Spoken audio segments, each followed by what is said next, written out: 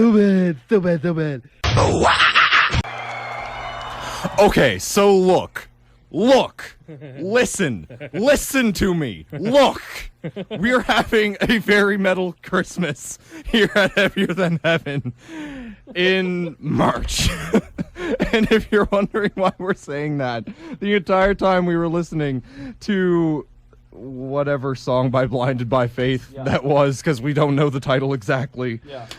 It sounded like a Christmas carol was playing in behind with the piano riff going. Like think about it. It's like the riff was very like nanolin, and then you would hear the piano, and then you would hear the synth, and then we were just like, just very twinkly and very like afoot and whatnot, and just. Oh man, we could not get Metal Christmas out of our heads. They're just like, and all of a sudden that guy just comes in, starts screaming at you, and Santa was just. No, go ahead. Pissed. Yeah. if I may, I want to take it back to that part really quick and just so imagine this. Go along with our theory that this is very Christmas oriented. So all this is happening like dashing through the snow in a one-horse open sleigh. Over the hills we go, laughing all the way. Sorry to blow out your ears. Okay, so just check this out. And then so kind of going along that, and then you get to this part right here. Hang on.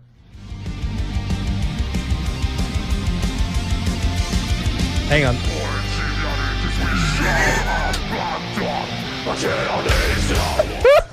Dude, Santa's pissed. Santa's pissed. Santa's come to eat your heart, and we chose these guys thinking they took themselves too seriously. Obviously, we were wrong. These guys are great. Obviously, they don't take themselves seriously enough. No, not at all. We need to see a Christmas album out of these guys. My goodness. You know, funny story. When I worked at McDonald's way back when, I think it was a Big Mac meal. Mm-hmm. When you got a milkshake or something like that, instead of a pop, it was just a regular fry. It came to $6.66. Huh. So anyway, I was working drive-thru one night, and this guy orders exactly that. So I told him the price, $6.66. Yeah. And he's like, "Are you kidding?" I was like, "No, sir, it's $6.66." Yeah. So he pulls up, and it's the devil. I went, my favorite number. That'd be funny, but no. Buddy's like, so. I tell him, like, again, that's $6.66. He's like, "I'm not paying that." I was like, "Excuse me, if you want your food, yes, you will be." And he just looks at me. He's like, "Charge me a penny more." And I was like, "I can't charge you a penny more." He's just like, "I'm not paying that number." And I was just like, "Really?" And he's just like, "Yes, you either change my order so it doesn't cost that, or I'm just driving away." I was like, "Well, you can either order something else or you can drive away." But he wouldn't pay just because of $6.66. A Big Mac and a milkshake is against my religion, sir. Yeah, I know. Like, and it's not like he's going to be paying the penny. It's like he would probably be paying like what, $6.70 maybe just $7. He'd probably just be using a 10 or something. Yeah, exactly. He's not actually going to give me $6.66. But nope. But you see, this is why we got rid of the penny, so that we could have less of the devil in our Canadian society. Now we are one... There, you found the one benefit as to why to get rid of the penny. We are one step away from the devil now that we've gotten rid of the penny, and plus it's just easier to count change. But it's mostly the devil. It's mostly the devil. Mostly the devil. You can screw off, Satan. You said you were trying to look up something there about Mr. Stephen Harper? Yes. Apparently, Harper voted against science. Now, to explain this a little bit... The NDP were trying... I think it's almost funnier if you don't. Yeah, okay then. Science is no longer allowed in Canada. Good night, everybody. Yep. That's the end of it. Yep.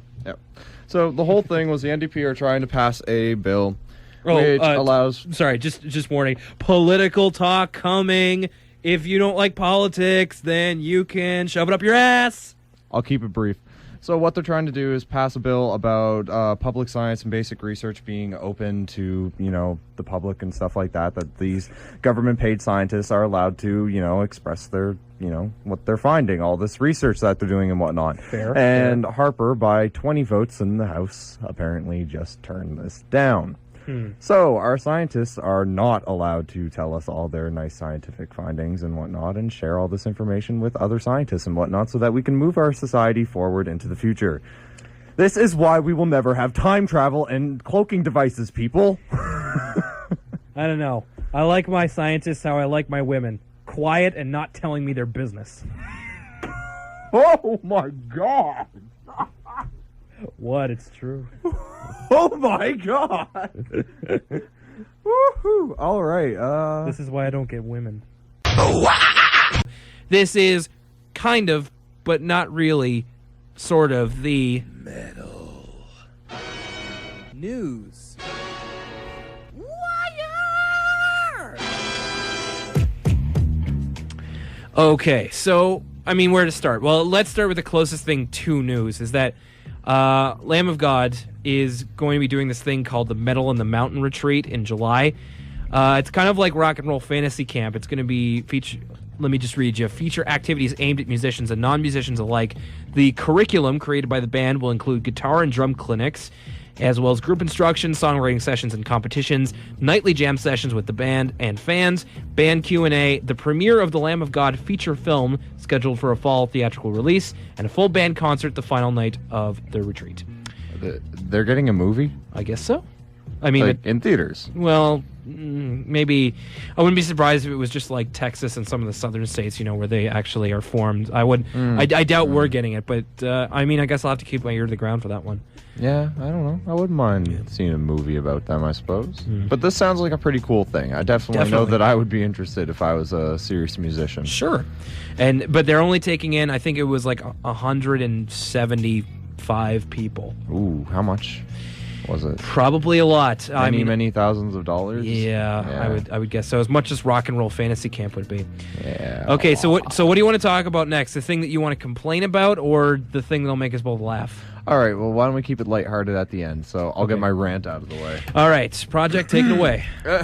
All right, so I, as maybe many of our fans are, am a fan of hockey. And specifically, I have been going to a lot of games for the Mooseheads. Mooseheads! Battle on the boards. But anyway, there's actually a game tonight as well, but yesterday was the 2-1 victory. We're still in, guys. Yeah. It's playoffs time, and Friday night was the first playoffs game, so of course they're trying to impress and whatnot. Now, it was a good game. First period ended at like 2-1 and everything, and, well, I'm not going to go naming names, though I wasn't so polite about it on my Facebook page. Yeah. There was a certain player on the Sea Dogs who could essentially be accounted for their entire loss last night, an 11-1 loss. Ugh. It was embarrassing. They might as well have got on the bus and went home after the second. What roughly happened was this certain player, a Halifax-born player at that, who would have grown up watching the Halifax Mooseheads and whatnot, showed them no respect. He high-sticked, I believe it was Drouin, and was Bastard. put in the box. But he wouldn't keep his mouth shut and got himself kicked out of the game, which caused us to make that 2-1 lead a 4-1 lead, which essentially crippled their goalie's confidence, which made it a 7-1 lead. Then they put in the other goalie. He wasn't warmed up, and then we scored 3 more in 8 minutes on him, and next thing you know, we're walking out 11-1. And it was all because of him. So I hope he's proud of himself, honestly, because he shouldn't be. He shouldn't even be playing hockey if this is what he expects to do. We've got another Ty Domi coming up out of the queue here. First it was Q104, and now it's Sea Dogs player. Yep. X. Yep. Sea Dogs player X. And now something that will bring a smile to many of our fans' faces, because it certainly brought a laugh to ours. Oh, did it ever. Announced today, the legendary emo band My Chemical Romance is breaking up. You can't see, but I'm playing the world's tiniest violin right now. He is. Confirmed. Yeah, so I believe my smart-ass comment to that was, one of them probably hurt another one's feelings, and that's why this is happening. The most emo band out there is breaking up. Boo-hoo. Who? I mean, they've had a good run. I don't want to talk too much about this because it's not really our thing. But yeah, I mean, they had a good run, and I will admit it. There was a time in teen years I listened to these guys, but totally, I can't say that I've never listened to them and like not enjoyed it. But I'm just saying that it's still kind of funny. It's great. Like, at this point in my life, it's like, yes, it's good to hear this. Recently, though, another band that a friend of ours brought up was Fall Out Boy is still making music. What? I know. I seriously, Why do we allow them to do that? What was it? I was seriously thinking one day about the song of An Alexis on Fire, like the title, and I accidentally mixed it up with a Fall Out Boy one. So I thought to myself, like, they were a thing. Later that day, I get a text from my friend. They're still making music. Why? This is horrible. People, we need to put a stop to this. Just for humanity's sake, we need to put a stop to this. Take it away. Okay, and that's the heavy on the quotations Metal News Wire this week.